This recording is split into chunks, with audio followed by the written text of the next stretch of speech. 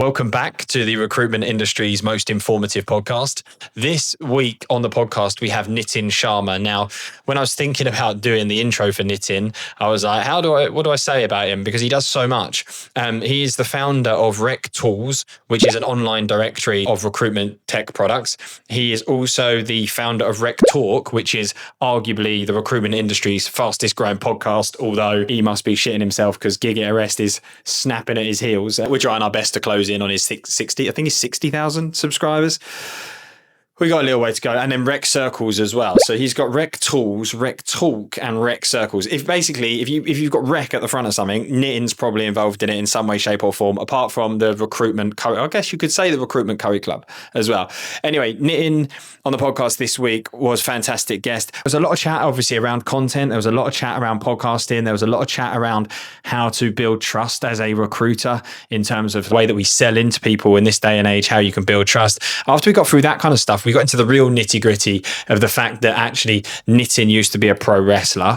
I heard that here first. I don't think he spoke about that on any other podcast. So yeah, naturally me and Andy got sidetracked for about a good 25, 30 minutes talking to him about his wrestling career, which was where we got to learn like the real Nitin, or should I say TN Star. Enjoy it. It's worth it though, because you'll know yourself that like content is massive now. It's like huge, isn't it? Like for us, it's the biggest part of what we do. And I mean, we got 32 new subs in 11 days at the start of last month, didn't we? And that just all comes from our content. Yeah, we have the odd got it for you. We have the odd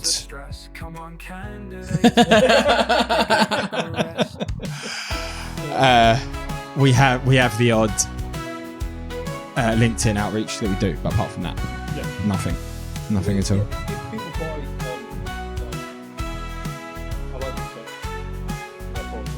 Sure. Yeah. Do you want to keep the mic there and I'll ramp you up? No. You sure? Right. Okay. Fine. I capture it all. I capture as much as I can, because what I'll do is I'll stick an intro to you on the front of this. Oh, okay. And we'll just roll with it. All right, cool. I'll play along. So what were you saying? Yeah, no. I just find that people like the content machine is the thing that builds the trust, and the trust is why people buy. Mm-hmm. Do you know what I mean? Sure. That's it. That's the world we're in right now. People just don't seem to get that right. Most rec tech businesses and all the stuff that I'm dealing with, the guys that I'm supporting, they don't get it. They really struggle to get their head around the whole, no, but I need a sales arm. Like, no, this is sales. Like, you know what I mean? Yeah. Going along to a curry club is sales. Yeah. You know, going and being at a team conference and chatting to people is sales. Mm-hmm. That's social selling. Like, that's the new way people buy. Yeah. That's it. If you can't get your head around that, then that's kind of why you're struggling. Do you think tech businesses struggle with it more than big time? Really? This whole SDR model, AE model, it's all dead. Really? The only ones that you'll find that have got big sales teams or like have really got an aggressive outbound strategy are the ones that took a shit ton of investment from VCs, and now the VCs are going, we want our money back. Like, we want some fucking return. What's going on? Yeah. And so they're like, fuck, everyone just start selling this shit. Sure. The ones that haven't got that VC pressure, they're the ones that are just sort of like, no, we're just going to stay in our lane. Yeah. Keep talking about the stuff that we're doing well. Yeah. Keep promoting who we are. Keep telling our story. And people will buy based on that and that alone. That's kind of us, isn't it, I suppose? Yeah. We don't have any VC pressure. But the thing is, and you'll be a testament to this, it takes a long time, right? Yeah, it does. Like it takes, and like, so you go, I was speaking to two lads the other day who were like, oh, I really love the content and the stuff that you're doing. And I'm like, well, that's probably what you see now is a 2.5 year evolution. That's like, it's not like we turned it on yesterday. You know, we've been banging the drum for 2.5 years. And we we said when we were going to do it, we were like, I'd read a few blogs online and like thought I was the nuts at SEO after it. yeah. You know what I mean? After I read a couple, but I read that like every 6 months, you see an increment, and I don't know if you've experienced anything like that with the podcast or stuff. But for us, the bell curve is like that. I was looking at the sort of stats yesterday on the follow account and stuff, and you can see there's sort of like massive sort of there's moments where it really kind of peaks, right, and then sort of levels off, but the growth is consistent, right? But not far be it for me to tell people how to run a business, like, you know what I mean. I've done both. I did the kind of social selling thing, which again I'm doing now. Yeah. And we did the aggressive sales thing, and the aggressive sales business failed. Right. Okay. Was that recruitment? Yeah. Right. Okay. Yeah. How long ago was it that you shut that down? 2023, December 2023. Right. Okay. How long did you run it for? Since 2017, so about 6.5 years. So you did a few years. Why did it end up? Did you have a lot of staff? Or? Yeah, we scaled quickly, but we leveraged ourselves in a shitload of debt. We spread ourselves too thin. And then because we had so much financial pressure of like, you know, a 40k a month run rate that we needed to hit just to keep the doors open. Yep. We ended up kind of shifting models. So rather than being, you know, the sort of like, here's the 6-7 clients that we work with and we're really embedded, we started kind of just going after anything and everything just to fucking hit the fee, hit the bill. And then I always say, like, you know, we weren't even going after low-hanging fruit, man. We were picking rotten fruit and veg up off the floor and calling it a fee. Like, yeah, got one. You know, brilliant. Yeah, I've got this one over the line. And you're just like, this is embarrassing. Yeah. I mean, not to sort of throw shade or anything, but my former business partner, who I have nothing to do with anymore for many reasons, right. He was that traditional sales person. Yep. Do you know what I mean? And when I effectively gave him the keys to the castle and was like, right, you run this. I'm going to look at this rectools thing that I'm trying to start off and RecTalk. And I think there's something here. I don't know what it is yet, but you stay away from it. Yeah. He was trying to Well, he was trying to monetize it very, very early on. Right. I was like, we don't even know what the fuck this is yet. We're not monetizing. We need to see where this goes. Yeah. By the time I turned around, like, he'd run that business just into the ground. Right. Like, all the established relationships were gone. I use this in sort of some of my business coaching where I'm like, yeah, if you're really honest with yourselves, who's your ICP? Right? Everyone's like, what's your ICP? Well, genuinely, who's your ICP? And we sat down, we spoke about it, and he was like, well, we're on all these PSLs with these big blue chip businesses and FTSE 100 businesses. And I was like, right, that's fine. But none of our revenue's coming from there. We've got vacancies. They're wasting their time. You know, all of our revenue has come from historically and currently from SMBs in the local area. Yeah. That's where we should be focusing our energy. Yeah. And he was like, no, that's because it's not sexy, it's not attractive, right? Yeah. Doesn't want to do that. It sounds sexy to be dealing with HP or dealing with Accenture or whatever the big brand is. And now, you know, again, sort of fast forward on the 18 months that I've been doing what I'm doing, you know, he's very much kind of constantly advertising senior tax director, you know. So he's still going? Partner. Yeah. He took all the old clients and all that sort of stuff, tried it again, and then slowly things just sort of fell off. Now he's super niche from what I understand in practice accounting. Yeah. Right. Constantly advertising jobs at like really, really senior level with, you know, top 50 firm, top 10 firm. Yeah. They're not dealing with him. I know they're not dealing with him. Like I know the heads of TAs in that space because of what I do now. I'm very, very in with a lot of, sort of TA and leadership and that kind of thing. Yeah.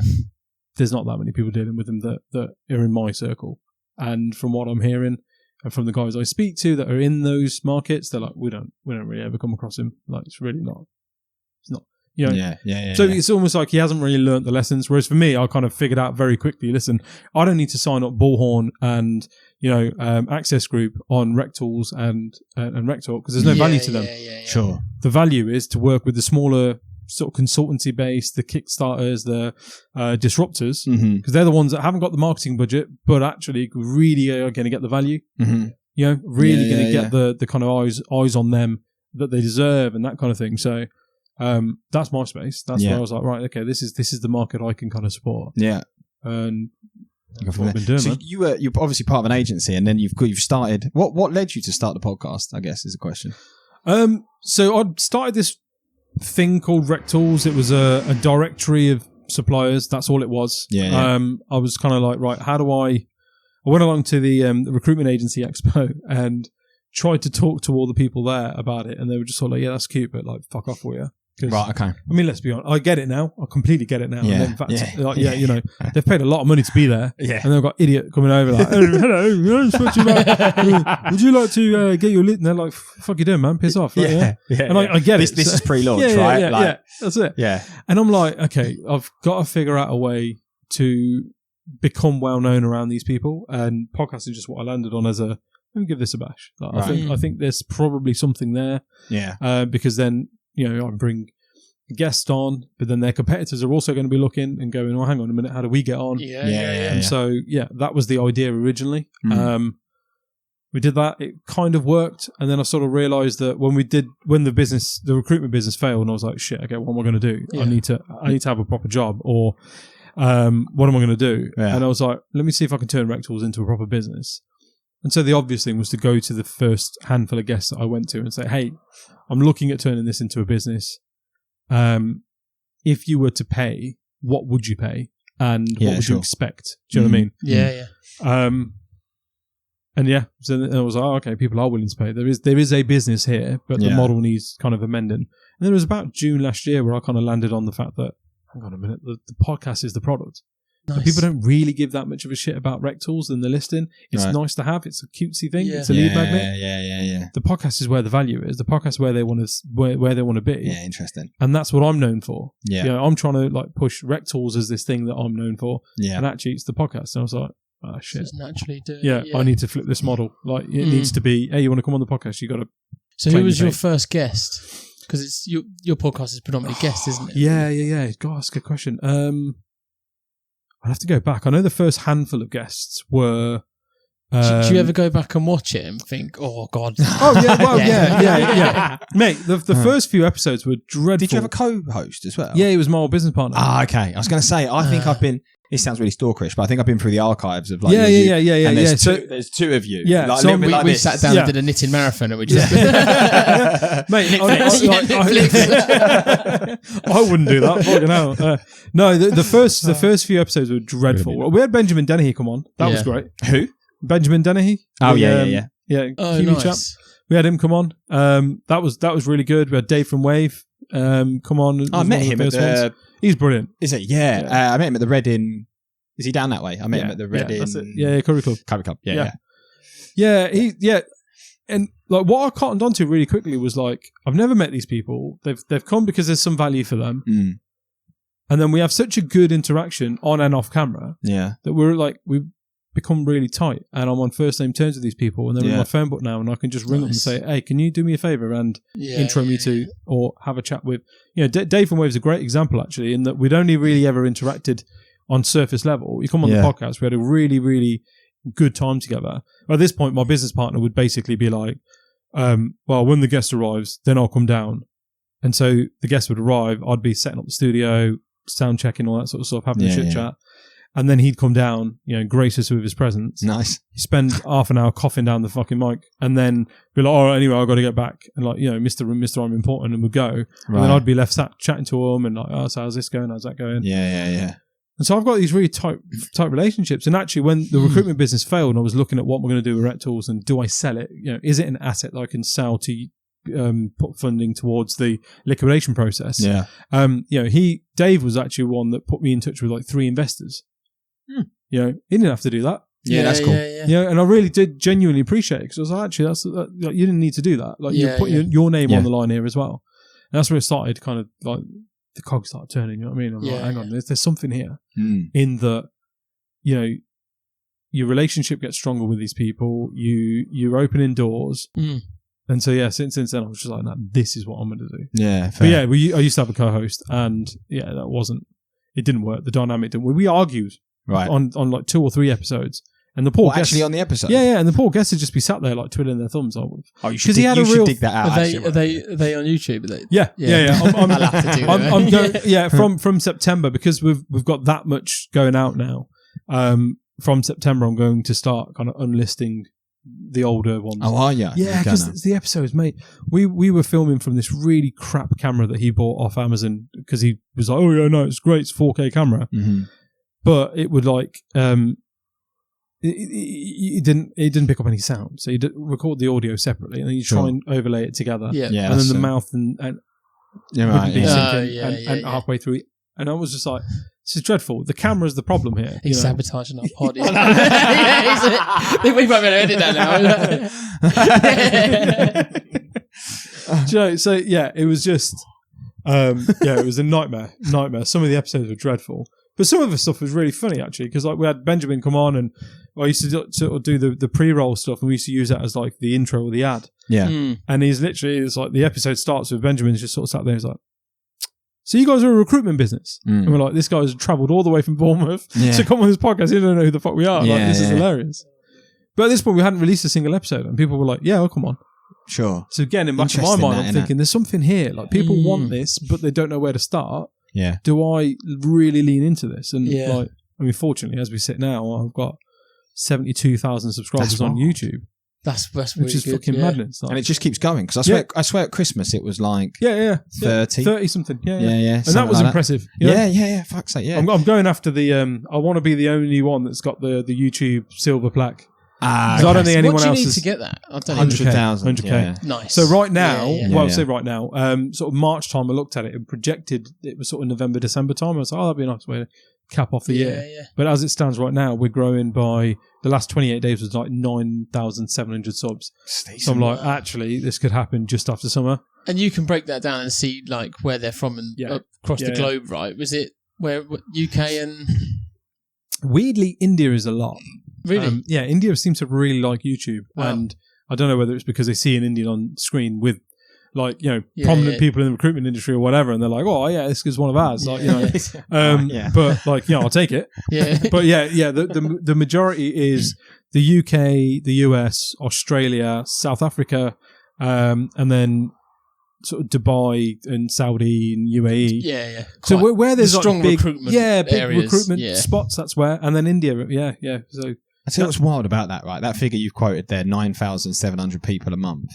Like, if you walked into, when you go back to like why the content play is massive. If you went into any business and was like, I can give you 9,700 potential customers every single month, they'd bite your hand off for it. You'd think so, wouldn't you? Yeah. And you're just like doing your thing. But people are still sort of like, Gio, can you give us a breakdown of that? And I'm like, can you give me a breakdown of who visits your website? Yes. Like, I don't understand where this thing comes from. Like, you know, but look, I've got a real, I learned the hard way, right? That kind of, you know, success isn't final and failure is not fatal.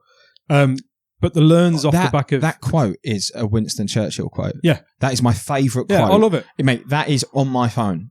Good. Failure success isn't final, failure isn't fatal. It's the ability to carry on that counts. Winston Churchill. That's it. I love that quote. It's brilliant. And I learned that the hard way, right? And like, I've got real strict rules in business now. Things like, you know, my kids are the most important thing. Right. Nice. So the business revolves around that, right? So, how old are they? 6 and 8. Okay, so they were around when the agency went down. Yeah, they used to love coming in the office. No, did they? They used to absolutely love it. They still get annoyed now. They're like, "You had a really nice office. Why can't we go there? Why do we have to come here?" I'm like, "We don't have to come here." For starters, they used to love it. They used to sit next to me on the bank of desks, and they'd have their iPad set up, and they'd have their colouring set up, and Daddy, can you print us off some more colouring? I'm going to do that. But everything revolves around them. So like my working hours and stuff are all around them. Nice. That's cool. But the other thing in terms of the business is like, I only do business with people I like. Right. Like, I don't have to chase any invoices ever. Nice. And if there are times where payments have been missed or whatever, people are like, I'm really fucking sorry. I'll get that sorted now. Because I'm doing business with people that effectively I consider friends. Okay. You know what I mean? Yeah. And so it's like, I wouldn't have ever had that in my mind, you know? And so when I, you know, get inbound inquiries or I'm talking to people and they're like, well, can you give us a breakdown of your viewership and blah, blah, blah. I'm like, yeah, I could, but I'm not going to. I'm not asking you for a breakdown of your revenue structure. Like, you know, do you know what I mean? Yeah, like sure. if that's your mindset and your angle, this isn't going to work for you. Not the right person. Like, all I can do is put you among the other people that are in my community, you know, and in my band, and put you in front of the audience that we've put together. Yeah. Now, if your product's good and you guys are likable, people will buy. If your product's not good or you're not likable, I'm sorry, I can't wave a magic wand and make that shit happen for you. Yeah, sure. There was a chap that... do you know what? I can't remember his name. But there's another chap that I met at Reading Curry Club who does email deliverability for recruiters. Ben Fielding. That sounds about right. And he said he came on and he said, I think 3 or 4 inquiries straight off the back of that first thing. I've sat with a co with him and I was like, wow. So, yeah, I mean... most people have this thing, right, with it's my podcast, so I need to be the hero of my podcast. I'm like, listen, I don't know. Andy's like that. Should have seen it before you turned up. He was like, give it a laugh. Yeah, exactly. Don't embarrass me today. Don't argue with me. Get a quick pom-pom before we go. But you are right. Most of it is a vanity project. But right? Joe, this is, and look, far be it from me to tell you, like, don't have a vanity project. But the fact is, like, for me, I always go, look, I don't know fuck all. My guests, they're the intelligent ones. All I'm doing is platforming them and give me, and if I can take a little bit from this person, a little bit from that person, I'm that little bit more intelligent. Yeah. And so when Ben come on, Ben was sort of like, things around like, DKIM, DMARC, and I was like, listen, let me stop you there. Yeah. Right. I ran a recruitment business and I was probably the more tech savvy one in my business. I would set up these things, right? Computers would fuck up. Nitin, can you come have a look? Yeah. So I don't know what the fuck you're talking about. I know for a fact there's people listening to this that are going to be like, yeah, DKIM, DMARC. Yeah, I know what that is. No, I wouldn't have a clue myself. Right? Yeah. So I was like, can we just break that down and just start there? And he was like, oh, right. Okay. Yeah, cool. Thinking, crikey, what a ficko. Yeah. But that was the bit that then drove a ton of inquiries because people were like, he knows. This guy knows how to make my emails go into my, because that's all people care about. Yeah, do my emails hit the inbox, right? So I don't care how smart you are and intelligent you are, right? I want to tell me the outcome. Like I talk about this a lot with people, which is like the world we're in now, people want the outcome. They don't want SaaS, they want results as a service. They want that model. So tell me the outcome. What am I going to get out of this? Yeah, sure. Right. Do you need your emails to hit the inbox of your clients? Or are you finding it that even when you send an interview invite to candidates, they're going in junk as well? Then you realise that makes you look like a fucking con artist. Yes. Right? Let's fix that. Yeah. That's what I can fix for you. It's funny. It's funny how you say that makes you look like a con artist. No, but it does, isn't it? Right? No, it's wild though. But no, I completely get it. Yeah. I completely get it. You're like, like when I get told, "Oh, your emails hitting my junk," I'm like, "Oh God." Panicky. It shouldn't be. Yeah. What have I done? Yeah. Again, we learned that the hard way. So we had in the recruitment business, we had Job Adder, and look, fine. It's a good CRM for people who want a CRM that is okay, right? But I've heard good things about it. I didn't get on with it. I didn't know, but I've never used it. I think I'm a very tricky person to please, right? Right. Okay. I've seen some of the cool shit that's out there now. So in hindsight, it's sort of like, oh, come on. There's so many better things out there. But so we had Job Adder, and my business partner had this fantastic idea to send out a shopping list mail shot. What's a shopping list mail shot? So that's a, hey, here's all the different things that we cover. Right, and here's all the different candidates. It's not candidates attached to it. It's literally like our menu. This is what you can purchase from us. Think voucher or Groupon. Right. Gotcha. Right? Yeah. And it was like, I'll put this together. I'm going to send this out. And I was like, no, you're not. You're going to get our email like peppered. This is not going to land well at all. Yeah, sure. Not only is it going to not land well, but it's going to ruin our domain authority. And I don't know much about it, but I know that that's going to fuck it up. Yeah, that's bad. I'm going on holiday for 2 weeks. When I get back, I will work through the lists and we can narrow it down. And let's send a shop. If you want to send a shopping list, that's fine. But let's send it to like 100 at a time, right? Yeah. And let's send it to targeted 100 people each time. Sure. Yeah, sounds like a lot of work. Well, just don't do it. Cool. Go on holiday for 2 weeks, come back. I wonder what's going to happen. My web developer Tristan sat there like just staring at me and I'm like, what's going on? He's like, they did that thing. And now emails are like messed up and I'm having to deal with Job Adder trying to sort it out, and Job Adder are like, we don't know what to do. Yeah. And all our emails are going into quarantine because Microsoft have gone, no thank you. Yeah. Right? Yeah. It's wild, isn't it? And I'm like, yeah, we get that all the time as well. Because people come to us and be like, oh, my emails aren't working from Giig. Yeah. And we will look at it and like, obviously we cop the blame, which is fine. But where we actually, all we do is send it onto their server and their server forwards it on. If it's not delivering, we just pass it to. We have no control over that. But it's easy for people to be like, oh, it's not working for me. And it's not their fault, right? Because you got to remember a lot of recruitment businesses that are set up, especially around the COVID time, right? Sort of 2020, 2021. They don't know any better. They weren't taught any different. Yeah. They were taught, make 50 BD calls a day, send 50 candidates out as a spec every day. Yeah. And like things will start to come back. Yeah. And so they've got, they might have been in recruitment for 10 years, but they've got 1 year's experience 10 times over. Sure. Do you know what I mean? Yeah, it's exactly. You learn the first They just don't know any different. And they're like, and these are the same ones that will post on LinkedIn being like, oh, well, you'd get a plumber in to fix your leaky tap. You'd take your car down to a mechanic, so you should be using an agency. And it's like, if that's the best that you can come up with, like your boss owes you an apology. Like, that this is an issue. That's not a selling point. Sure. you got to use me. Why? Because I'm an agency. Yeah. And this is the same people that are like, you know, I get emails all the time and eventually I buy from them. So I'm going to send out a mass mailer and hope that somebody comes back with a job. Yeah. And then sure enough, they pick up a vacancy and they chalk it up as a win and go, this works. Yeah. And it's less friction than picking up the phone, right? That's it. Yes, and then they're like, oh, okay, well, this works. The model works. Okay, yeah, that's fine. You sent out 1,000 mail shots. You pissed off 999 people, but you got one vacancy out of it. Great. Yeah. But that one vacancy is with 6 other agencies and has a direct hiring approach. And most candidates in the local area have been approached for it already. Yeah. And if you do manage to fill that job, that likelihood is that client's not going to pay or is going to drag their heels about paying and make you drop your rates. Yeah. Was it really worth it? Yeah. More aggro in the end than it's worth sometimes. Do you want to do my favourite part of the pod? Have you ever watched or listened to any of our pods? Yeah. So do you know we have a section where every guest gets a present? You are no exception. I'm worried about what this could be. Do you know what? Do you know what, mate? Right? I've had to do. You were difficult for me. Not going to lie, because I like to snoop around on people. I like to go through the archive, see if I can find out. I couldn't get anything on you, and then something was brought to my attention that it's either a big lie and this isn't going to land, or I found something out about you. You have to play the game of trying to hold your mic. Yeah. I'm a pro at this, mate. And unwrapping it. That's how you got 70,000 subscribers. Yeah, plug that in. The boys at the Curry Club hate it because I'm like constantly will remind them like, yeah, listen, I've got the biggest podcast, mate. Like, Right. Now this bit gets a bit more difficult. Right, now this could be difficult because it actually kind of needs some setting up. So, how are you with IT? I'm the go-to. You unwrap that bit and see if you can figure out what it is, and I will start. What's this? Big nits money. I love it. So that's brilliant. A little birdie told me that you used to be a pro wrestler. I was indeed, yes. Right, okay. So we'll get to that in a second. And this. Any chance you're a fan of the Big Show as well? I actually shook the Big Show's hand. His hand is massive.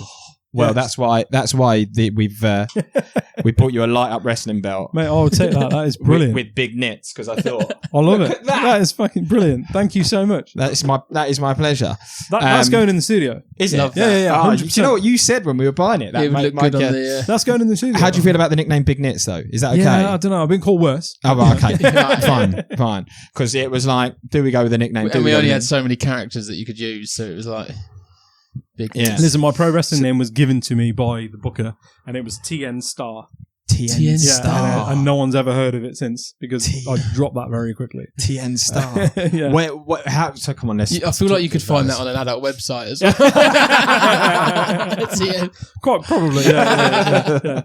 When the podcast subscriptions start going down, move on to new ventures. OnlyFans, yeah. How did you get into it? I've always been a wrestling fan. Right. I grew up in a large kind of lot of extended family, right? Cousins and all that sort of stuff. And we all got into wrestling very, very early, to the point where we used to, like, when we'd ever get together, we'd like recreate wrestling matches and stuff like that. I've been put through a door with a window and like you know the glass, been put through that. We broke beds. We like this is at home with the kids. Yeah. Oh fuck! Yeah. Right, okay. No, and then your parents must have loved when I got to mate. Oh, honestly, they'd be like, they'd be sat there watching telly and you just hear a big boom. Now, if you see my nephews and my cousins, like we're all very big. I'm probably one of the smaller ones out of them. Right? How tall are you, sir? I'm 6 foot, 6'1", something like that. Okay. And you're one of the smaller ones. Yeah. In terms of width and size, I mean, some of these guys are like built, right? Big Samoan. Did you say they were your cousins? Sorry. Cousins. So technically, they're actually all my nephews. Right. Okay. Right? So I was an accident. My dad was very much older when he had me. Was not expected. And so when my brother and sister, my older siblings, had their children, I was kind of their age, and so I was sort of just bundled in with them. Okay. So as far as I was concerned, they're my cousins, right? But actually, I'm the uncle. I'm the oldest. Right. I'm the one that sort of is. But you're the same age. Yeah. So your nephews are the same age as you. Yeah, all similar age. All of us are similar age. That's cool. But I'm the uncle, which is bizarre because actually for one of my nephews, he's got 2 kids now, and they call me Babaji, which means like great uncle or like granddad. Right, nice. Which is really cute. But yeah, so I got to after uni and was like, I'm working in banking. I hate this. And do you know that like Fight Club thing where you're sort of like, my life shit, my job shit. I need to do something that nobody knows about. Had you watched Fight Club recently by any chance? And so I started looking into like the UK independent wrestling scene and realised that actually in rugby there was a training centre I can go along to and learn how to wrestle. So I went along. At what age? Sorry, this was like I was like 22, 23. Right. How long does it take? Because it's like even though it's all fabricated, it's still you can't. Yeah. It's listen, when you first turn up and they're like, okay, cool. Now you're gonna learn do basic bumps, back bump, and what the fuck's a back bump? You got to fall on your back, and I'm like, it's gonna hurt though, isn't it? Yeah, I thought this was not real. Like, yeah. What the hell is this? Yeah. It's when they were like, okay, we're going to teach you how to do a flip, like a front flip, and I'm like, listen, let me stop you here, right? I don't front flip. Like, I can't front flip. They're like, listen, see that big chap over there? Come over here. Fucking hits the ropes, does a front flip. And he's like, if he can do it, you can do it. And I was like, suppose so. Yeah, let's give it a go, won't we? Yeah, let's land on your feet as well. No, on your back. On your back. No, yeah. The wrestlers always land on their back. Right, okay. Always. Well, you've got to, right? If you're going down, no one wants to see somebody fall and like sort of stumble down. If you watch, if they get hit, they're falling flat on their face or they're falling flat on their back every time. Because it makes a bigger sound, it looks more impactful, makes your opponent look better because you've knocked them off their feet. Yeah, right, okay. That's the mentality and stuff. So yeah, I was like, this is really fun actually. I really enjoy this. And so got to a point where I was trained enough to make my debut and had a couple of matches, then got injured, dislocated my shoulder. Okay. Like, really badly. Right. In the match. Still actually live. Yeah. Took a German suplex. Okay. And don't know what that means. It was so I'm here. The guy came behind me, lifted me up off his head, and over. Sort of just drilled me into the ground. And when I've landed, so if you stand up, live demo. So but when I've landed, I've kind of my body's carried on and my arm's just dislocated, and I was like, oh my god, okay, I know it's dislocated. Yeah. I've never had a dislocation before, but I know that should be there, not down there. Yeah. And so I'm like talking to the ref. They obviously call it off at that point. We need to go to the finish. Yeah. And he was like, right, okay, can you finish it? And I was like, well, I guess so. Like, yeah. So he goes and tells my opponent, like, he's hurt himself. We need to go to finish. He's like, all right, tell him to go to the corner and then roll up. And I'm like, corner, roll up. Yeah, corner, roll up. And I look down, I'm in that much shock. My hand's like fucking vigorously vibrating. Oh my God. And I look up and he's just fucking come straight at me, plowed me into the corner. And I was just like, ah. And he was like, you were supposed to move. And he's like, roll me up. So he goes over to, like, starts pandering to the crowd. And I have to, like, kind of limp over and sort of do this really crap, like, roll up. 1, 2, 3, roll out the ring. And I'm like, okay, head into the back. And I've got these kids like, yay! Slapping me on the arm. And I'm like, just get me out of here.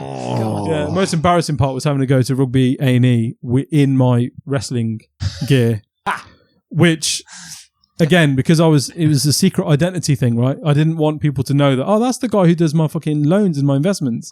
He works at Coventry Building Society. So I had like full face paint. Right. Like, for those that are wrestling fans, it was like basically lifted from like 1990s Surfer Sting. So it was just like, a face full of like blue, yellow and white face paint. Oh, so it was just covered basically. Yeah. Like. So, and I'm lying in the hospital bed and people are walking past and like, the hell is that? Like, double tape. Yeah. Is that what the fuck? Yeah. What was the outfit like? What was the outfit?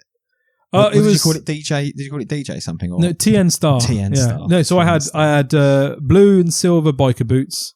I had tights. Right. They were like black and grey tights, and gloves with like dangly bits on it. Do you decide that, or does that? It was kind of more of a, hey, look, this is the kind of gimmick that we want to go for you. We haven't really got somebody that's got this. Can you just? The whole idea in pro wrestling is you want to be larger than life, right? No one's going to cheer for a guy coming out in like PE shorts and like Air Maxes. Do you know what I mean? Like they want to look at someone and be like, I want to be like that. And look, the kids absolutely loved it. And all the little kids would be like, yay, guy with face paint that's like fucking colourful and like hits the ropes and flies at people and like does big splashes. Yeah, we love that shit. Yeah. And so it was more of the more colourful and the more flamboyant you can be, the more the crowd will get behind you. If the crowd get behind you, the more you get pushed up the card. Right, okay. Like we had all sorts of weird and wonderful gimmicks. We had a chap that was called Pizza Boy. Pizza boy. Pizza boy. He had dungarees and was basically a pizza delivery guy. Pizza boy. Yeah. He used to come out to the song McDonald's, Kentucky Fried Chicken, and all the kids would be like, they love it. Yeah. What is the average age of the crowd? Would you say? It was very family oriented. So you'd have kids that were like between 7 and 11 years old, and they're like the mum and dad. That's cute. And there's some weird families. Like, don't get me wrong, there's some weird people that are really just into wrestling and are like in their 50s and 60s and can barely walk and will come and talk to you and ask you to sign things, and you're like, listen, I'm a nobody, but okay, cool. This is great. An up and coming rock. Yeah, it was great. That's what got me into it. Like, and we got a big family. We're still into it. Every WrestleMania, every Royal Rumble, every big show. Yep. Me and the we call ourselves the Bloodline.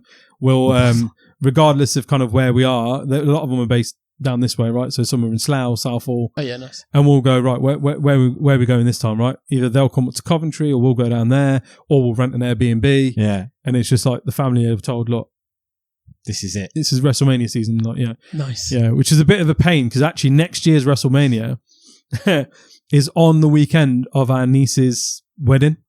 Okay. So we're all together anyway, and we're all away, and we're like, and it's WrestleMania, but it's Priya's wedding. So how are we gonna make this work? Like, we've never missed a WrestleMania since we were like 8, right? Yeah. We're not gonna miss it now. How do we do this? God, I've just got an image of you like suplexing one of your cousins through a table at the wedding breakfast or something. She's like, guys, just like for one weekend, can we just keep it? Is she aware? Yeah. She's not into it as much as she used to be, but she was very much involved. So she was when she was younger. Yeah. Like how what was I gonna say? How did you end up like then going in? Like what? Like you're working at a building society. You're wrestling. What like came next? What was there? So how did you go? Did you give up the day job to just do the wrestling? No. Wrestling was always just a hobby. Right. Yeah. Look, I look back and think actually if I'd have taken my rehab more seriously, then I probably could have had a better chance at being spotted because I had the height, I had the build, but I didn't take nutrition. I still don't take nutrition seriously, but like I didn't do the things that would have got you noticed. Do you know what I mean? Okay. Like I got booked onto some like weird and wonderful shows, right? So I started doing the sort of the East Midlands circuit. So I was in rugby, I got booked in Leicester, I was in Kettering, Northamptonshire, that kind of thing. Is that with the same company? No, all different. They're all like different tiny little, like, you know. So you don't know like the other people you're wrestling? No. Oftentimes, no. You'll get told, right, it's Andy, you and Nitin are going to open the show, right? And Andy's going over. Do you get a script? You don't. No, you just get told Andy's going over, and so he's the one that's going to lose. Yeah. So he's winning. No, going over means winning. Sorry. Okay. Yeah. So Andy's winning. Yeah. Andy's the good guy. You're the bad guy. So you know it's got to be a clean finish, as in no like fuckery basically. And then you get told like if there's say there's a spot further on the card or in the main event where somebody's using a chair or a table or this or there's some sort of like scumbaggery going on, you'll get told, look, you can't do these things. Because otherwise it takes the magic away for further in the main event, right? Okay. If the opening match ended with a chair shot, then, you know, when it happens in the main event, people are just like, well, I've seen this before. Yeah, they're accustomed to it. That's it. Yeah. So you just get told, right, this is how you got to do it. Like, you know, figure it out. And we'd go off and we'd plan the match. And how long did you get? It could vary. Sometimes 6 minutes, 8 minutes, sometimes 5 minutes. Well, just a plan, and then you're on. Oh no! It's in the length of the match. No, you get most of the day to plan. Right. Okay. Because you'd get there. So the show wouldn't start till sort of doors would open at 6, 5:30. But most people get there about midday to 2 o'clock. And so the punters. No. The wrestlers. So you've got to set the ring up, set all the chairs out. You didn't have a ring crew or anything. You know, you do it yourselves, right? Okay, right? It's all part of like paying your dues and sort of thing, and showing respect to the guys who are running the show. To be like, listen, we'll get there, and like exactly the same. Grassroots of wrestling, exactly or whatever. the same. Yeah. Wow. Putting the nets on. Yeah. Put the cones down, and all that sort of stuff. Yeah. And then you'd go right. Okay, do your own makeup. You know, we've got. Yeah, I wish. You didn't, do you? I did my own. Yeah, I did my own. I wish I had somebody to do it for me. Yeah. Oh no, you do it yourselves. I used to use Warhammer paint. Because it didn't come off with punches and stuff. Yeah, right. Gotcha. Yeah, which I'm fairly certain probably wasn't good for my skin, but try telling a 20-something-year-old that you got to worry about your skin. Yeah. But yeah, no. Then you'd go off and you'd plan the match and stuff, and like, you know, Andy, what moves do you want to get in? Oh, I really like doing this. Here's the thing. Here's my sequence that I like to do. All right, cool. We can work that in this point. Right. You know, I've got a real thing about making kids cry as a bad guy. So when I come out, I'm going to be doing this. No, mate, you would get people that would just get in the face of kids try and to make them cry, scream and shout at them just to make them cry. Jesus. Or like grab their water bottle off them and launch it across the other side and then like go and buy another one, sort of thing. Just to get a reaction out of the crowd. Yeah. Luckily, I was Just a good guy, so I always got to do the good stuff, right? Okay. So I'd get to shake hands and like sort of, I'd always come out with a second t-shirt on and I'd take the t-shirt off and give it to one of the fans. Right, okay. Or if there was like foam fingers on sale, I'd go out with a couple and just give them to the kids kiddies. that are this kid. Yeah. But yeah, the bad guys, man, they get to have a lot of fun. Right. They get to do all cool, wonderful shit. Like push old people over and like take somebody's crutch and beat somebody up with it. Do you decide your like character? Yeah, because you have a lot to start with, because you got to figure out kind of what is your move set, and like with characters in wrestling, in pro wrestling, it is generally a case of going, look, what are you like personality wise, and we've got to dial that up to 10. Right, okay. So if you are a bit of a dickhead, you're better off being a heel or a bad guy because you're naturally a dickhead. Like, do you know what I mean? And so they just dial up what comes naturally to you. And so you do start thinking about kind of like, you self-reflect a lot and kind of like, actually, do I really want to be the big smiley shaking hands with kids guy? Mm-hmm. Is that really what I want to do? Yeah. Or actually, I look like a mean, bad person, but I really want to be a good guy. So maybe I've got to change my image a little bit. Sure. If that's how people are perceiving me in the first instance, then I need to change that. And then your wrestling gear has to represent that. And then your wrestling moves have to represent that. Right, If you're a good guy, you can't be kicking somebody in the nuts. Right. Do you know what I mean? You can't be doing close fist punches. Like, you've got to work your routine around kind of, nobody wants to see a good guy doing bad things. Yeah. Sure. There's a lot that goes into it. Yeah. How many shows did you do, would you say? It was 20 something before I kind of packed it in. Right, okay. And what made you like injury? Hang up, yeah. It was the last. It happened. So it happened the second time. Right. The first time it happened was like match 5 or 6. Right. And then I took 9 months off. Supposed to be rehabbing. Didn't really rehab. Enjoyed a few more beers and a bit more of stuff I shouldn't be doing. Yeah. Went back. Did a few more shows, and then it was a match in Kettering where midway through the match it came out, and I was like, I can't, because the problem was when I'm then going into work the following Monday with my arm in a sling, and my boss is like, listen, you're dealing with people that have got £500,000 in the bank, and you're trying to tell them to fix it away for this year or do this or do that with it. And you look like you got bruises and like your arms in a sling. Like this, you need to decide what you're doing. Yeah. Really? Do you think the industry would still be the same with that now? It's quite an intense. Probably industry. banking would be, banking, retail banking. I think would probably still be that way. Yeah. Look, it was the right thing to do because the truth of the matter is that it was only a matter of time before I got really hurt. Do you know what I mean? Like right now, my knees are shot and my back's shot. Like, you know what I mean? From the wrestling, from sort of 4 years of wrestling. Yeah. If I'd have just carried on, because I've never met an older person that's been in the independent wrestling scene that's like fit and able. Like, they're all a bit crippled. So what do you think makes the pros? You just think it's what they've got around them in terms of the support that keeps them. Yeah, some of those boys have been going for a long time, right? They still are, aren't they? I don't know. That's it. But their rings are different. So when you get to like the big leagues in America and stuff, the rings are a little bit softer. Right. Okay. The ropes are a bit softer because they're designed for longevity, and they're a lot more in tune with things like nutrition and aftercare and kind of stretching and physio and all that sort of stuff. Steroids. And the roids. Yeah. Whereas do they take when that? I'm assuming they. Of course they do. Yeah, man. You can't I'm look sure. like that. It's like saying is the Liver King natty. You know what I mean? Yeah. But like I was eating liver for weeks and nothing happened. But in England when you're just like you're just excited when you're in a warehouse around the back of Coventry somewhere. It's different to if you can pull in a crowd of 250 people. Well, that's exciting. Yeah, and so you don't feel the so we I mean at the first few shows that I did, we were actually wrestling in a boxing ring. Right. Which is not a wrestling ring. Yeah. And it's not designed to be a wrestling ring. So there's no give on that. There's not as much give or any give really. Yeah. And so you take your first 3 bumps and you're winded and you're like, I don't want to do this, man. What am I doing? Your head's rattled and you're like, and then you hit the pub afterwards because you're just like, painkillers. Yeah. Relaxes me. Yeah, it's good to it. relax. And you're only doing one show every month and you're like, dehydrating yourself. Yeah, afterwards, and you're just sort of like, oh, I'm only doing one show a month. I've got 3 weeks to recover for the next one. Yeah. Whereas when you're doing it at a professional level, it's, they're in one town one night, then they're straight away to the other town in the gym, ready for the next show. Yeah. So they're doing 3 or 4 shows a week, right? So they're not giving it all in every single, That is almost like a pro athlete at that point in time, isn't it? Like it's almost like a pro if you're doing 3 to 4 shows a week.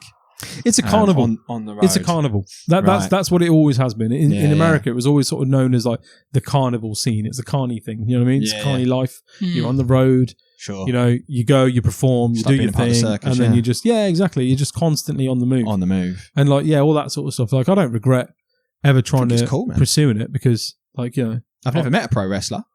You still haven't.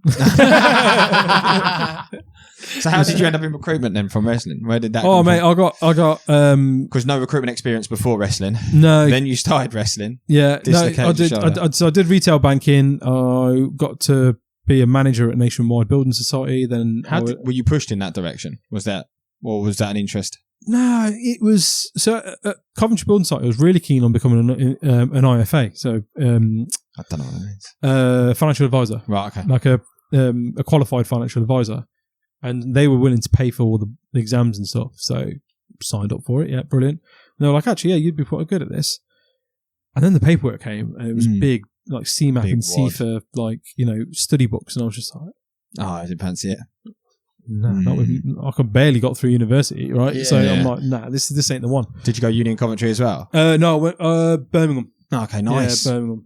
Which one did you go to? I went to the shit one. Right, okay. Yeah. I only went to uni to keep my mum happy. I don't think uni was the right decision for me at all. Okay. But my wife, what is now my wife, wouldn't have gone to uni without me going because she's like real social anxiety and stuff. So, right.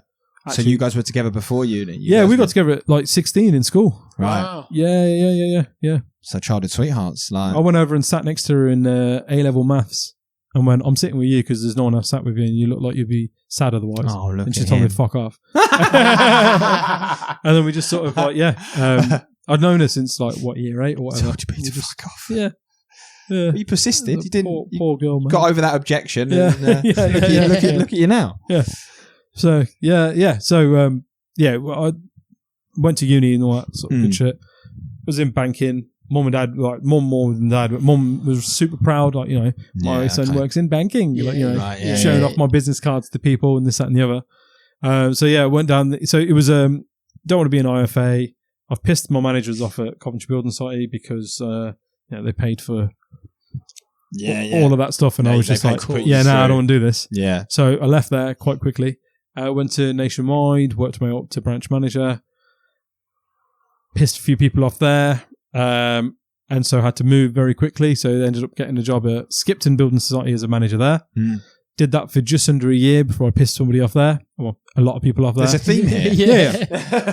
Yeah. I now know it's me. I'm the fault. I'm the problem. How long did it take you to realise that?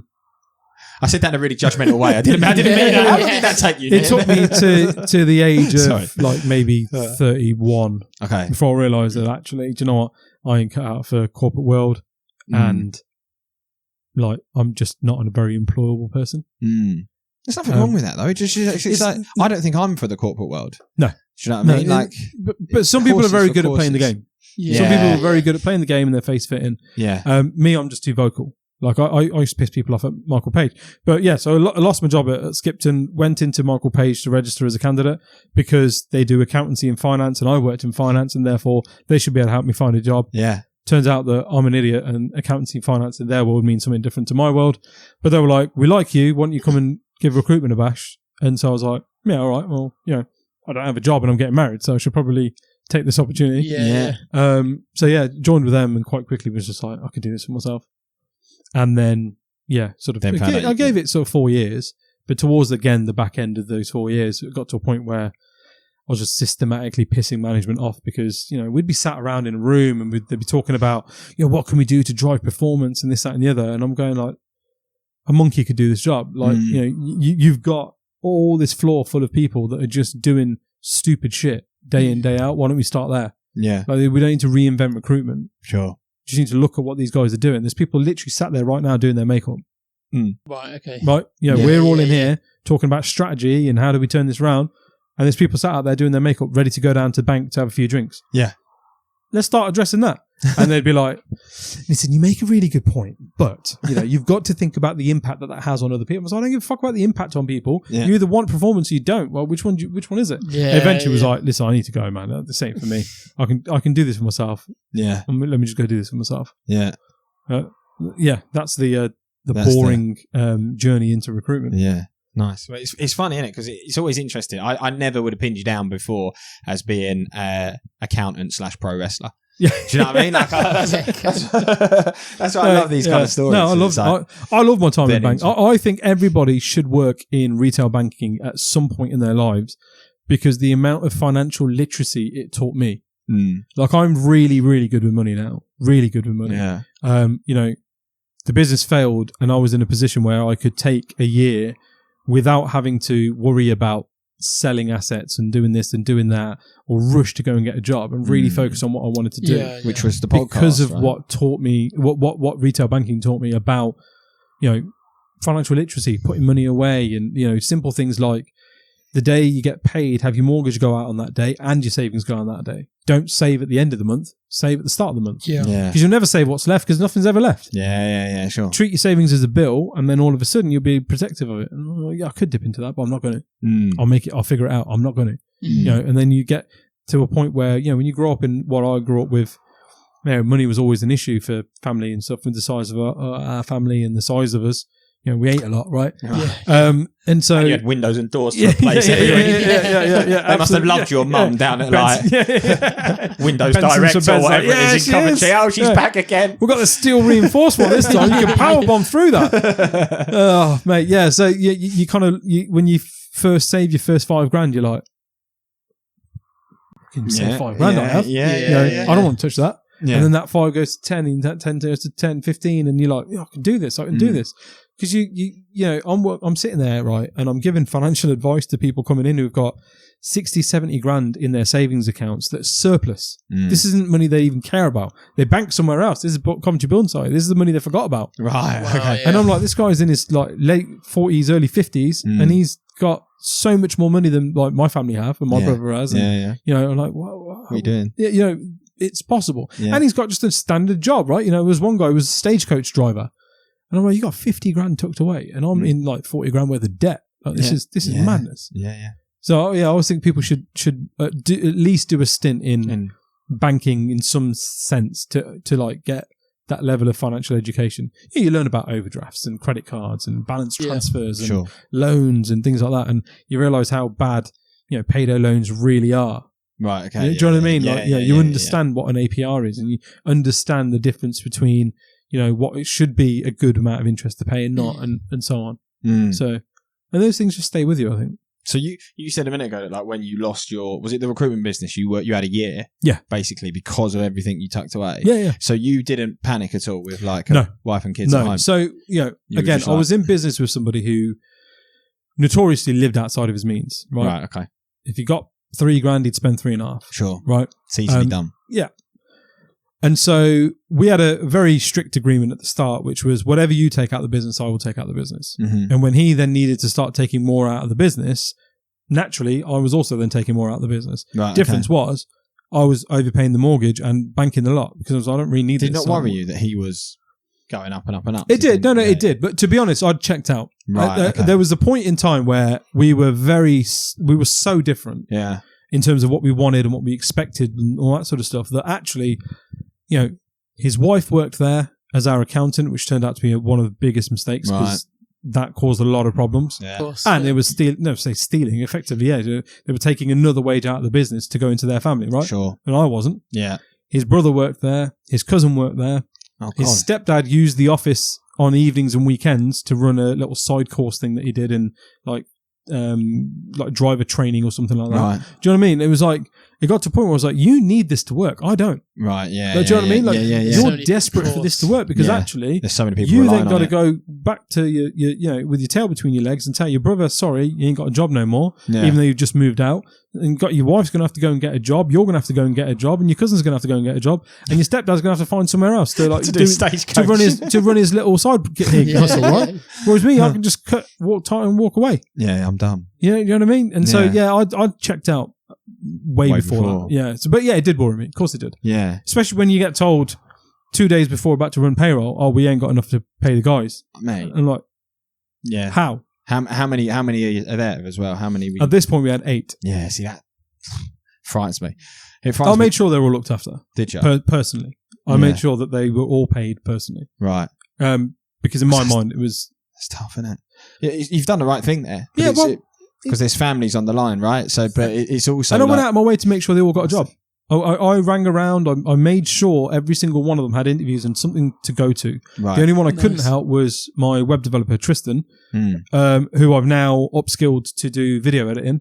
He does all my video editing. Is that the case that I've seen? Yeah. And so he does all my video editing now, and I go out actively to win him more work because I couldn't do it. I couldn't get him a job. Do you know what I mean? And so that's like my way of. So he stuck with you. He stuck with me. Yeah. But to be fair to him, he's like.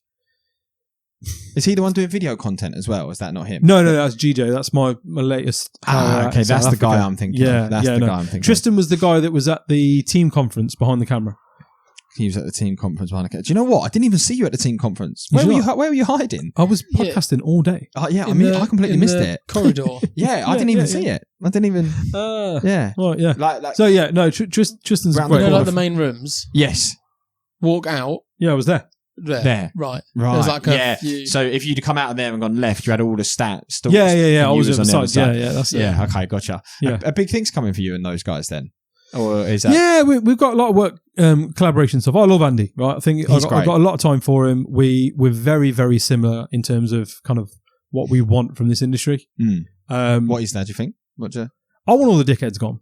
Right, okay. Nice, right. Yeah. For far too long, people have, for far too long, people have seen it as a cash cow. Mm-hmm. Recruitment is a cash. And the reason the industry is in the state that it's in is because you've got these idiots that have come in who squeeze it for every penny they can, have fucked over systematically again and again a bunch of good people, and now people have lost faith in it. Yeah, okay. And I'm now at a point where I'm kind of like, actually, I've got a big enough brand, a big enough voice, and a big enough platform to now start challenging this. Right. And so I'm that's my thing is, no, we have a no, curry club, no dickheads allowed. Mm-hmm. They all talk about no sales chat, no sales chat. Mine is, no, I don't want any dickheads. And I've asked 3 people now to not come back. Have you really? Yeah. Because why? Like how they were presenting themselves and what they were doing. Really? Yeah. Interesting. If you're gonna actively seek out the business owners in the group, that are recruitment business owners, and then try and sort of you've only been to one, haven't you? I've only been to one. No. There were a certain type of profile of person, but if you're gonna actively pull people out of a group and kind of try and create a mini group within the setting of the curry club, just because you want to kind of sell to these guys and then sit there and laugh and joke about the no sales rule. Yeah. Oh, that don't sit right with me. And I'm a big enough dickhead to go over and be like, listen, this ain't for you. This is not for you. Yeah. How did they take it? That people don't tend to argue back with me. Right. Okay. They just accept. Yeah. Fair enough. I know he's an ex-wrestler. I know. The war paint. He gets the war paint. As bad as it sounds, like I know what my strength. He's got his old outfit underneath. TJ Star. Start running up. No, like as bad as that sounds, or as dickheady as that sounds, like I know what my strengths are, and at times when I need to switch on dickhead, I can be like dickhead. Do you know what I mean? Can you? And so, so when I've had to go down that, it's sort of just like a fairs. All right, cool. Leave it there. I've got one of the biggest. I've got one of the biggest platforms out there. Careful to all our 10 listeners. I can shut you down tomorrow. Do you know what I mean? Yeah. I can put out a series of just really horrible shit about you across my LinkedIn platform and my YouTube, and I can But would you want to do that though? Realistically, if I felt the need to, if somebody had really listen, Gary Goldsmith's a perfect example. Right. I don't give a fuck about that guy. I don't care for him. I don't think he's a good person. I think he's a cancer to the industry. And how many times you met him? Would you say? I've never met him. Oh, you've never met him? I've never met him. I've heard so much about him, and then he's gone out of his way to try and shoot me down while my kind of star was on the rise. Right. Like he'd actively go out of his way, and where everyone else would give me the advice to like, don't. Just ignore him. What, that kind with of thing. Gary? Just yeah. I'd be like, no, I ain't scared of him. Like, listen, he means fuck all to me. Like, I'm gonna go after him, and to the point where he blocked me. Right. Oh, so you had a little tit for tat online. Yeah. And but like people like him are a prime example of what I consider to be like the toxic part of our industry. Right. And they're on their way out. In more ways than one. Old guard a little bit. Yeah, you got to go. It's time to go. Yeah, I have a real thing about things that like people that take, and you guys are a tech business, right? I don't take kickbacks. I don't take referral fees. I don't do affiliate schemes. I don't do anything like that. Yeah. And I'm surprised at the number of people that do. Genuinely, because how can you mean when you say people that do, you mean the company themselves? Or no, the people that accept them as middlemen. Right, so you mean the content creators that might do or something, like somebody that's using their platform to basically... Oh, guys, I'm going to push you guys out there, but I want a 25% revenue split. Gotcha, right. I see what you're saying. So you're saying you're people in your position that would do that. And there are people that do it and continually do it. Yeah, right? sure. Whereas my thing's always been, listen, if you can afford to give me 25% margin, knock the price down by 25% if they come through me. Yeah, right, okay. Discount, yeah, give them a discount. They're happy. They're going to stay longer. Yeah. You've still got the fee to work with me is the fee that it is. That's the fee to work with me. Yeah. You know what I mean? I don't want any more or less than that. Sure. Yeah. So you're a fixed cost. That's it. Right. We either do business or we don't. Yeah. You see value in it, great, let's do it. Yeah. You don't see value in it, happy days. Like, fair play to you, good luck elsewhere. Like, Yeah, and fine. genuinely wish them the best. Yeah. Interesting. Sorry, I'm going to go back to the Gary Goldsmith thing a little bit. Not specifically him, but obviously that's kind of like you're saying there. You're on the rise, hatred online type thing a little bit, like being trolled, so to speak. How do you? Because at the moment we've had one comment, haven't we, about being trolled? Like we had one person slag us off, and like I'm sure hope it will get more. But like, how do you? Does it bother you at all? No. So people are going to say shit about you, guys. Yeah. They probably do. People are going to have shit to say anyway, right? Yeah. Is it not better just to be you and accept that than to try and be the person that everybody likes? Yeah, sure. Because that's never going to happen anyway. Yeah, that's You're true. just setting yourself up for disappointment, right? Sure. And listen, if somebody's going out of their way to try and bring you down, you're on their radar. Right? Yeah, that's a valid way to look at The it. devil only comes for you when it needs to. Do you know what I mean? Like, if you're on someone's radar, that's the only time they're going to come to you to try and pull you down. Yeah, it means you're doing something right. Yeah, sure. Just keep doing that thing because it's pissing people off, and it's pissing the people off that you don't want watching or being involved in your community, right? Yeah, so you're saying it's like a filtration process to get rid of the people you don't. It's interesting because when we started this, like obviously I've always known that we need to do stuff like this, but we were talking about what it's going to be, and obviously we've gone down the route of like the light-hearted approach, which is kind of different to what you do, right? Yeah. There's a place for both of them, but I think if we were to try and do your model, we wouldn't be able to do it anywhere near as well as you. I'd love to do your model. I would love to, but my product, i.e. my podcast, doesn't lend itself to that. People don't want to come on and have a laugh and a joke. They want to use their 45 minutes to plug the shit out of their product or their service or their intelligence. Really? And far be it for me to stop them from that, because that's the whole point, right? Why else would they pay to come on the podcast? Well, it's marketing, it's advertising. It's advertising, right? But whereas with you guys, and I said this to you at the expo, what you guys are really good at doing is to sort of bring down people's barriers, and you show the audience a different side and a different dynamic to these people. Because I know, banged on about this all year. People buy from people like them, or people buy from people they like. That's it. And what you guys are really good at doing is demonstrating to the viewer, is this guest somebody that is like you, or you like them? Relatability or likability. Because if that exists, then they'll buy from you. If it doesn't exist, they're not going to buy from you. Which is why I'm surprised that people don't want to come onto your podcast and show their true colours. Because like that's what I would almost say. If we were to say come onto yours, I would say to you, like, let's just go with the flow, or let's just like, obviously we could talk a little bit about Giig, but like I'm happy to show the people who we are rather than it be a 45 minutes, because let's be real, it's different for different guests, right? But for our case, it's like everyone knows what a recruitment CRM is. And you said it the other week at the team thing. It's like, why would someone choose you over that CRM? Because ultimately you're selling the same service, right? So when you boil it down, right, it might be a few features here or there, but you know, straight back to its core. Yeah, yours does this and that one does that. Yeah. So then for me, it would be like, I'm surprised that you don't get more people come to you and be like, when I come on, I just want to show people who I am so they can connect with me as an individual. They're starting to. So they're starting to now. So this is why we do 3 episodes. So, yeah, you can do episode 1 of like, let's plug the fuck out of your shit. Let's do episode 2 around thought leadership, show people how intelligent you are, how like forward thinking you are, and how much you align in people's thinking. Yeah. And then episode 3, we'll just have a bit of fun. Right, okay. Crack a few beers, and we'll just show people who you are. Yeah. Do you know what I mean?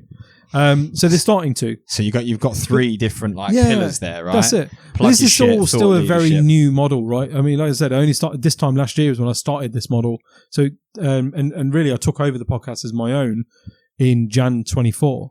So we're only a year and a half in at this point, and it's still evolving and still amending and still going to kind of, who knows what it will turn into.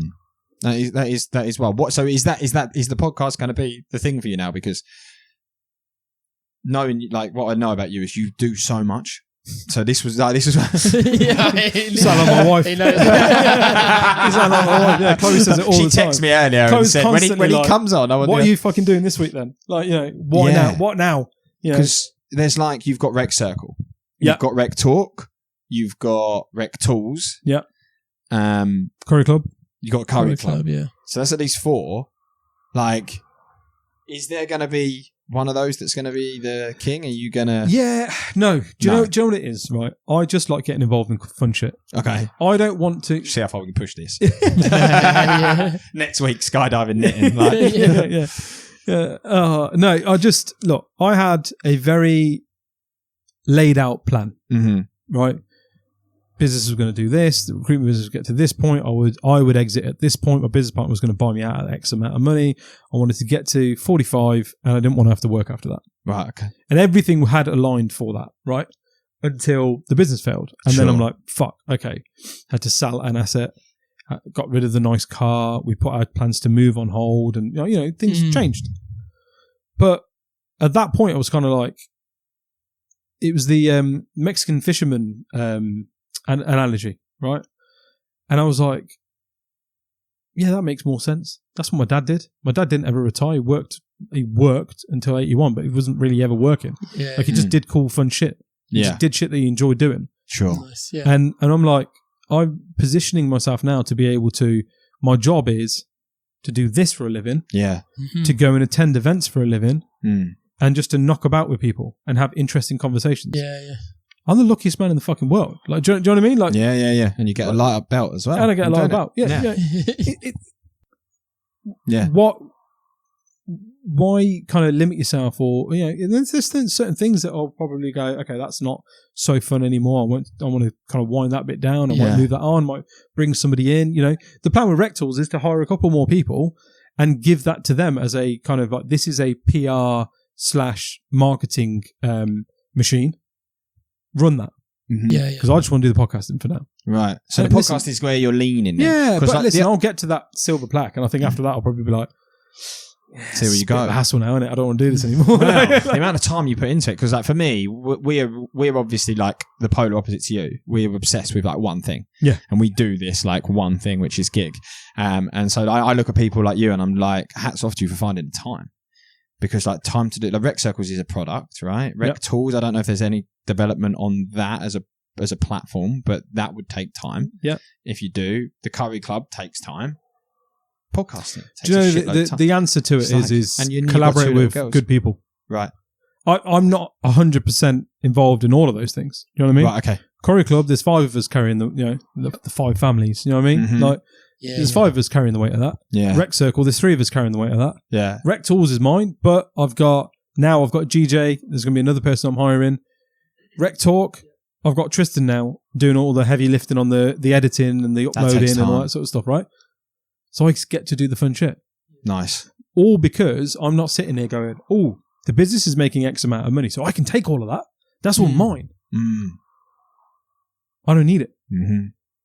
I just want to do the fun shit and spend time with the kids. Like my girls make me so immensely happy. Oh, like that's all I want to do. Do you know what I mean? That's the only thing I want to do. When you go, we fixate on the one thing. That's what I fixate on is being a dad. Yeah. All the other stuff is just shit that I do to keep me busy between the hours of 9 and 3 when the kids are in school. Yeah. So do you drop them and pick them every day? As much as I can. Yeah. More recently, it's been a bit difficult because of my social calendar gets a bit hectic at times. Yeah. But yeah, for the most part, yeah. Like the kids have finished school mid-July, don't go back till September. So guess who's not working mid-July through to September? You won't do. Not working a single thing. Well, how are you going to get 3 episodes out a week? We banked them. Oh, fucking hell. That's why I film as many as I do, right? So, how many have you for a day? In a week, we'll probably film about 2 or 3 episodes. Right, okay. Yeah. But then I'll go to the team conference and I'll film a batch. Gotcha. Or I was up in Scotland, in Glasgow. So we did a day of filming and had 5 episodes. That looked like a really good event. Yeah. It was great. Yeah. It was great. It's a really good event. You had Tom. How fortunate am I get to go to this? Do you know what I mean? Get involved in that sort of stuff. This is what I'm saying is I look at it and go, this is fucking, my life is blessed. Yeah. Like I'm very, very lucky. But you've also put the groundwork in the graft to get there, right? Like, but so is everyone else. Sure. I'm not. I don't buy this whole be the hardest worker in the room. I'm not. I fucking am not the hardest worker in the room. I know I'm not. You have to have a work ethic, blessed. Though. You have to, you do have to have a work ethic, I think.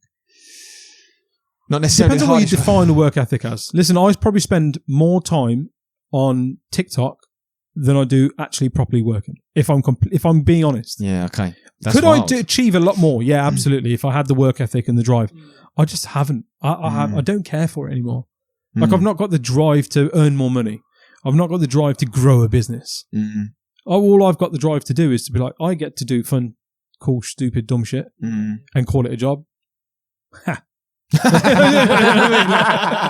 Suckers. It sounds so bizarre to people. Like when I go to Curry Club and talk about it like this, and people are like, "It's fucking weird, man. What are you talking about?" Like, 'cause I did all of that.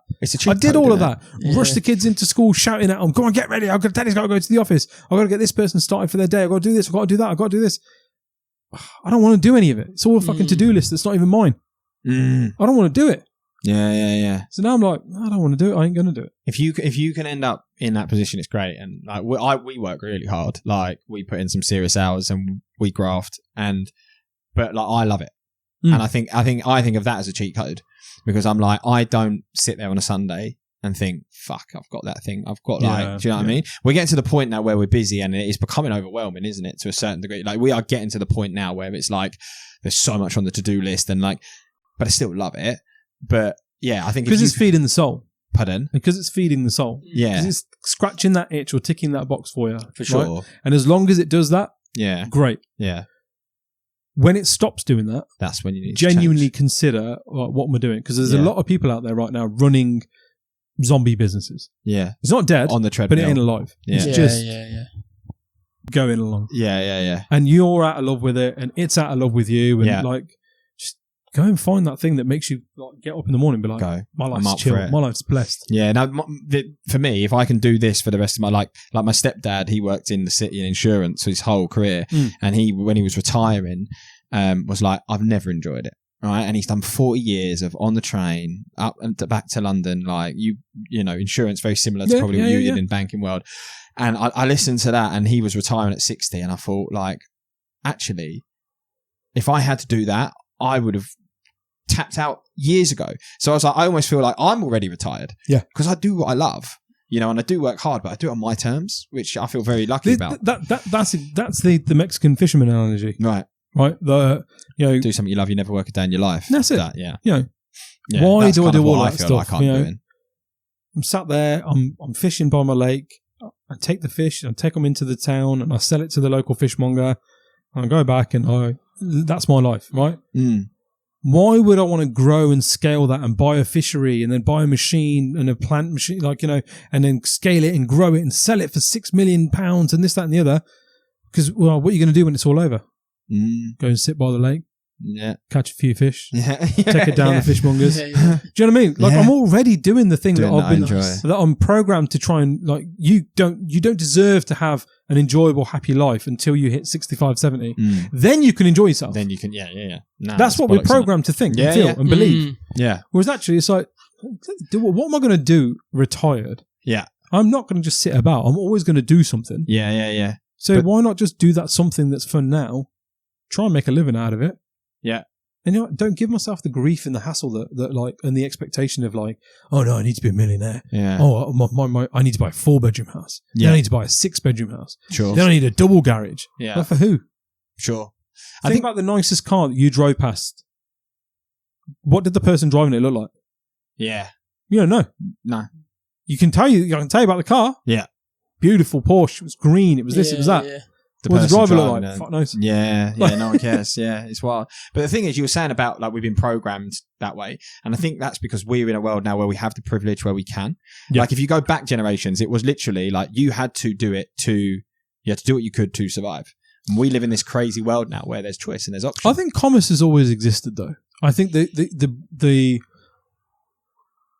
I think the migrants of this country are probably testament to that, right? So people like my parents but I'm who came talking over, going back to like the 1900s or something. right? Yeah, but even then, Like the 1800s. Even then, though, Like if you were a blacksmith or something, you were just a blacksmith to get fruit and veg or whatever. And Yeah, then, do you know what I mean? Like we are now in a world where you can, like if you wind round the clock back 200-300 years, you wouldn't be able to do what you do today. Do you know what I mean? absolutely. So like we do live in a world I would where have no actually skill we're sets. I would not survive. Yeah. I'd be the village idiot. That's about as well knitting I'm the qualified. jester. There you go. You'd have been a jester. You'd I have can been a learn to jester. juggle. I can take a back bump. I'll show you a back bump. Want to see me fall on my back and not get hurt? I can do that. Yeah. Yeah. No, I'm but, not of any use to you otherwise. Yeah. and long may it continue for you, mate, to be fair. Like, what's the, I guess I kind of, one of my closing questions is almost like, what is the end goal for you then now? Is there one? The only 'Cause goal you've I've set myself right now is I want to get that YouTube plaque. Right. Because That's a near-term goal, though. Yeah, but that was the thing I set last year, right? That was the thing. And that's the thing I've gone on and on about. Yeah. I want to get that because there's no one else in the industry that's done that. Now, that to me is validation of being like, okay, yeah, cool. For sure, Like, yeah. You did the thing that no one else could do. You were the one that was in that sea of black and white being the colour red, right? And that was my driver. Other than that, I'm happy just letting the universe is going to put me where I'm meant to be. Yeah. Right? And I've accepted that a long time ago. Mm-hmm. My goal is to keep my kids safe and healthy, you know, and just keep doing fun, enjoyable shit. Because the minute something's not fun anymore, I ain't doing it. Yeah.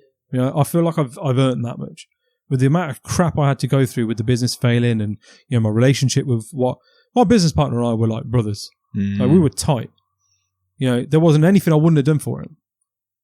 And then having that level of betrayal and all the stuff that happened. Yeah. I'm just like, listen, I'm going to keep doing what I want to do now. I'm going to follow my gut instinct. And I'm not going to put that level of trust and faith in anyone else because the truth is, there's only one person that's going to go to bat for you, and that's yourself. So just go and do it. Yeah. Like, do you speak to him at all anymore? No, we haven't spoken for over a year. Would you say it was a good or bad thing that it happened? Oh, a great thing. Yeah. I feel the same. Great thing. I feel the same. I had exactly the same situation as you. He wasn't like a brother to me. But when he left my original business partner, I was like, fuck. My whole world was like, that's it. It's done. And then these two boys came in and it's the best thing that's ever happened.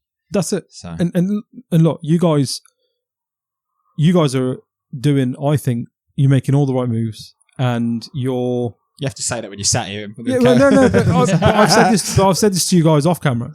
I said this to you off camera. I said this to you at the team conference. Yeah. You know, what you guys are doing is exactly what the current crop need, right? And if you think about how progression and in the landscape of recruitment works, it's no longer a case of if this person will ever go and set up. All the top billers will eventually set up their own business.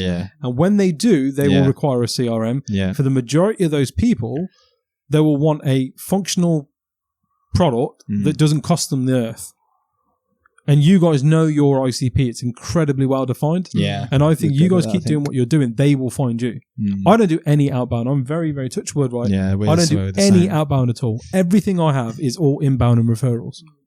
The model works. Yeah. It's just the majority of people don't ever get to it, and therefore they'll tell you it doesn't work. Yeah. Sure. Right? I think just stay. You guys are doing incredible work, and just stay with what you guys are doing because, whilst everyone else is over this way, you're looking that way, and there will be people coming. Yeah. No, for sure. That's very kind of you to say. And I think what's interesting is you were obviously saying to me before, like we're trying to build a platform for that demographic, and you were talking before, we came on camera about the podcast that you're going to do with that demographic as well. Yeah. So you're then going to give them a platform, Yeah. which is, not going to lie, something I thought about doing, like with podcast guests, like rather than get the big billers, the success stories on, get the people that are just starting out that other people just starting out can relate to. Yeah. Because instead of sitting there listening to the guy that's built $1 million, I want to listen to the guy that's like 2 or 3 years ahead of me that went, oh, do you know what fucking mistake I made in my first year that cost me $5,000? I did this, I did that. That's it.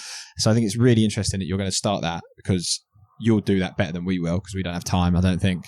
But I think that's a fantastic idea as well. I appreciate to that. Yeah. give those guys a platform. Yeah, look, there was a post on LinkedIn recently about somebody moaning about the quality of podcasts within the recruitment space and why they all, centered around big biller, top biller, big biller, big biller, Yeah. and hosted by people who've been off the tools for so long. Sure. And it was a real swipe at a handful of people. But the comments were just full He's of got other... a point, though. Yeah, but the comments section was just full of other podcasters like, well, you should listen to mine then, because mine's not like that. And actually, you should do this, and actually, you should do Right. that. And I just Probably sort of should thought, apply like, we were in there. you should you should go through these comments and make notes. Because these are all the people that you want listening to your product. These are the people you want tuned in. He's telling you, or she's telling you what they want and what they expect. Yeah. Ghost here, by the way. Yeah, I was going to say. What was that? Yeah. Oh, Ghost. It's a nice breeze, actually. Yeah. These are the Post. guys that are like, you want. So listen to what they're asking for and then try and replicate that, rather than sitting there. This it's a vanity thing, right?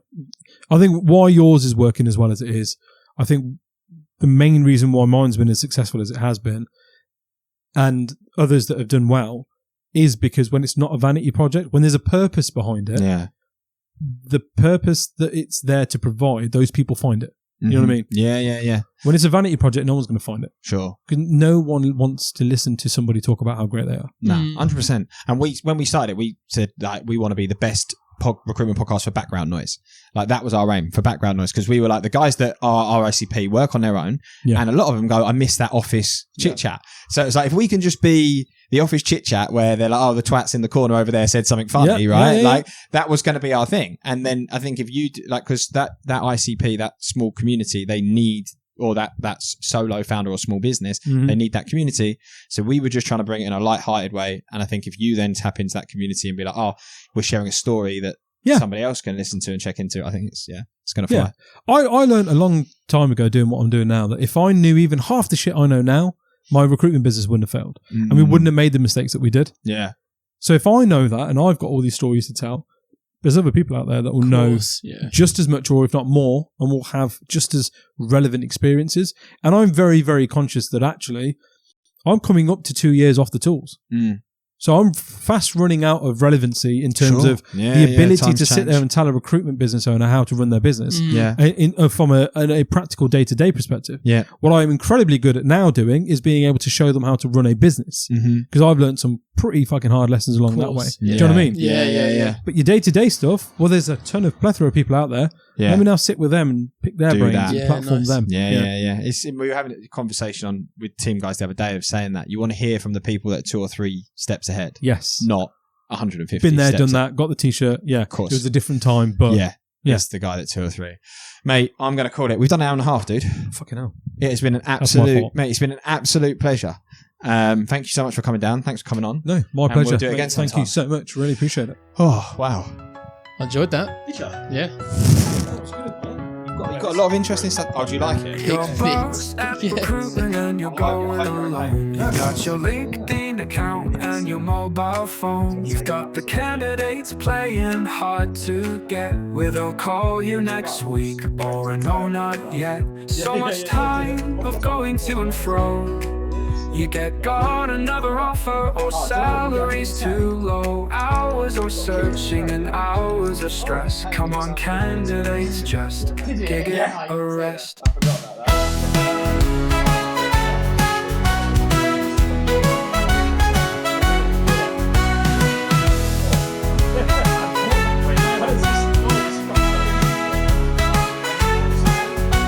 Come on, candidates, just GiigItARest.